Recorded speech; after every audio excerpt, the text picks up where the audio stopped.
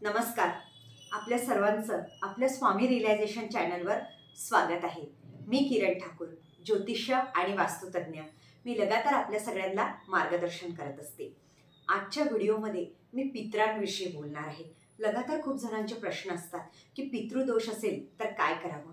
सर्वात आधी आपण हे बघूया, जर आपल्याला पितृदोष असेल तर आपल्या घरामध्ये काय होतं, त्याचा परिणाम आपल्यावर कसा पडतो.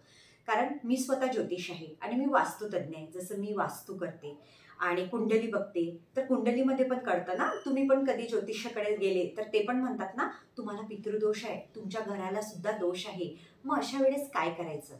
बघा, आपल्याला जर पितृदोष असेल तर आपल्या फॅमिलीमध्ये कधीही निगेटिव्हिटी जाणवणे.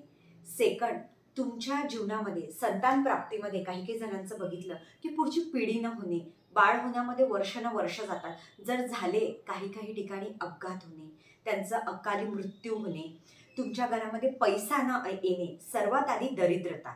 जेव्हा दरिद्रता सुरू होते ना, तर असं म्हणतात की तुमचे पितरच कुठेच हॅपी नाही आहेत. आपले पितरज म्हणजे जे वर गेले त्यांना पितरज म्हटले जाते, है ना. आपण म्हणतो ना, अचानक कोणीतरी गेलं, त्यांचं मन तृप्त नसतं. मग अशा वेळेस आपण काय करायला पाहिजे. म्हणून ज्योतिष लोक तुम्हाला उपाय देतात. बघा, अन्नदान सर्वात श्रेष्ठ असतं. याच्यासारखं दान कोणतंच नाही. तुम्ही जेव्हा प्रॅक्टिकली कर्मानुसार जेव्हा सुरू करता तर पितरांचा रिझल्ट येत असतो. आज मी एक उपाय सांगणार आहे आणि आपल्याला हा उपाय दर महिन्याच्या अमावस्येला करायचा आहे, है ना. अमावस्या पितरांची असते. मी पितरांचा दिवा कसा लावायचा पितृदोष असेल तर याविषयी पण आपल्या चॅनलवर बोलली आहे. तो पण व्हिडिओ तुम्ही नेहमी बघा, ट्राय करा आणि बघा 2 ते 3 महिन्यात रिझल्ट येतात. मी स्वतः सांगते.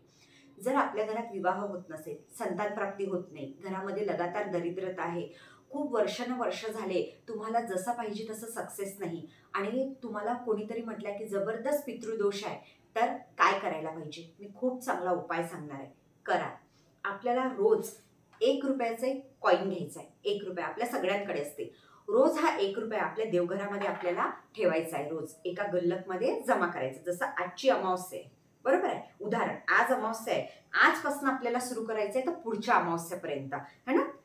एका महिन्याच्या अंदर पूर्ण 1-1 रुपया रोज आपण आपल्या देवघरात ठेवणार आहे आणि आपण हा पितरांच्या नावाने काढणार आहे, आपल्या पितरांच्या.